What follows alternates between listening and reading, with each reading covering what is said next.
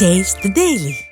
சென்னை மெரினாவில் நடைபெற்ற விமானப்படை சாகசத்தை பார்க்க வந்த கார்த்திகேயன் பரிதாபமாக உயிரிழந்த நிலையில் அவரது உடலை வாங்க ராஜீவ்காந்தி அரசு மருத்துவமனையில் அவரது குடும்பத்தினர் காத்துக் கொண்டிருக்கின்றனர். அங்கு கனத்த சோகத்துடன் காத்திருக்கும் கார்த்திகேயனின் சகோதரி ரம்யா தமது சகோதரரின் இறப்புக்கு ஸ்டாலின் அரசின் தோல்வியே காரணம் என குற்றம் சாட்டியுள்ளார்.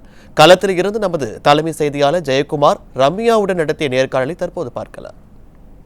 விமான சாகசத்தின் போது உயிரிழந்த கார்த்திகேயனுடைய உறவினர்கள் உடலை பெறுவதற்கு முன்பாக அவருடைய தாயார் மயக்க நிலையில் இருக்கிறார். தற்போது அவரெல்லாம் வீட்டிற்கு சென்று கொண்டிருக்கிறார்கள். அம்மா வணக்கம். என்ன கோரிக்கை வைக்கிறீங்க? அந்த குழந்தையோட நம்ம கதறிட்டு இருக்காங்க. ஜஸ்டிஸ் வேணும் சார், அவ்வளோதான். ஒரு வேலையோ இல்லை ஏதாச்சும் ஒரு கவர்மெண்ட் ஜாபோ ஏதாவது ஒன்று ஹெல்ப்ஃபுல்லாக இருக்கணும். ஏன்னா அவன் தான் ஒன்லி பிரெட் வின்னிங் சோல் ஃபேமிலிக்கு. அவன் இல்லை, அதனால பார்த்து கவர்மெண்ட் ஏதாவது பண்ணணும். என்னம்மா நடந்தது? 2-3 மணி நேரம் ஒரு ஆம்புலன்ஸ் இல்லைங்கிறாங்க, யாரை காப்பாற்றுறதுக்கு ஆள் இல்லைங்கிறாங்க. நீங்கள் எப்படி ரோட்லேயே விழுந்து கடந்த அண்ணா யாருமே அட்டென்ட் பண்ண இல்லை. ஸோ பார்க்கறதுக்கு இல்லை. எல்லாமே ரைட் டைமுக்கு வந்திருந்தா இன்னைக்கு என் அண்ணா உயிரோடு இருந்திருக்கு. ஒரு மத்திய அரசாங்கத்துடைய நிகழ்ச்சி, ஒரு முதலமைச்சர் பங்கு பெறாரு, அந்த இடத்துல யாரும் சாகலன்னு முதலமைச்சர் சொல்றாரு. இதெல்லாம் எப்படிமா இருக்கு? பொலிட்டிக்கலாக எந்த ஸ்டாண்டும் தெரியல சார்.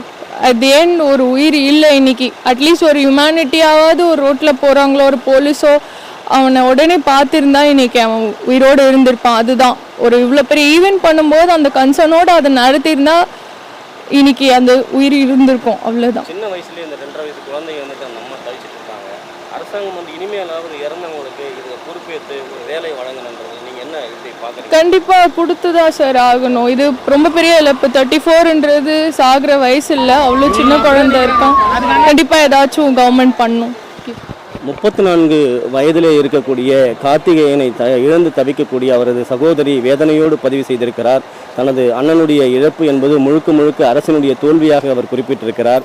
இழந்து நாங்கள் தவித்துக் கொண்டிருக்கிற பொழுது திமுக அரசினுடைய முதலமைச்சராக இருக்கக்கூடிய ஸ்டாலின் வந்து இந்த இடத்தில் யாரும் இறக்கவில்லை என்று சொல்வது வெந்த புண்ணில் வேலை பாய்ச்சுவதாக எங்களுக்கு இருப்பதாக அவர் பரிதவித்துக் கொண்டிருக்கிறார்கள். இந்த குடும்பத்தைச் சேர்ந்த தனது அந்நியாருக்கு ஒரு அரசு வேலை வழங்க வேண்டும், குறிப்பாக சிவரஞ்சனுக்கு வழங்க வேண்டும் என்கிற அவர் கோரிக்கையை முன்வைத்திருக்கிறார். இதுபோல இறந்த 5 குடும்பங்களுக்கும் இன்னும் நிவாரணம் கூட ஒதுக்கப்படவில்லை. அவருடைய குடும்ப நிலை என்னவாக இருக்கிறது என்பது மிகப்பெரிய ஒரு துயரமாக இருக்கிறது. ஒவ்வொருவரும் உடலை பெறுவதற்காக இந்த சிறிய வயதிலேயே நாங்கள் இந்த மருத்துவமனையுடைய பிரேத பரிசோதனை அறையில் இருப்பது வேதனையினுடைய உச்சமாக இருக்கிறது. தற்போது அவருடைய தாயாருக்கு உடல்நிலை சற்று தொய்வு ஏற்பட்டிருக்கிறது. முடியாமல் இருப்பதால் அவரை வீட்டிற்கு அழைத்து செல்வதற்காகவும் அவருடைய வாகனத்தில் அமர வைத்திருக்கிறார்கள். தொடர்ச்சியாக இங்கு இருக்கக்கூடிய உறவுகளுடைய அந்த கண்ணீரம் கம்பளையும் வேதனையும் என்பது கல்நெஞ்சையும் உருக்கக்கூடிய ஒரு செயலாகவே இருக்கிறது. தொடர்ச்சியாக அரசினுடைய நடவடிக்கை தான் சரியவில்லை. இறந்த பிறகாவது அவர்களுக்கு தேவையான உதவிகளை செய்வதற்கு முன்வர வேண்டும் என்பது அந்த குடும்பத்தை கார்த்திகேயனை இறந்து தவிக்கக்கூடிய குடும்பத்தினுடைய எதிர்பார்ப்பாக இருக்கிறது. மற்ற 5 பேர் ஏற்கனவே இறந்திருக்கக்கூடிய அவருடைய கோரிக்கையும் அதுவாகவே இருக்கிறது. நியூஸ் ஜே செய்திகளுக்காக ஒளிப்பதிவாளர் சுபாஷுடன் ஜெயக்குமார்.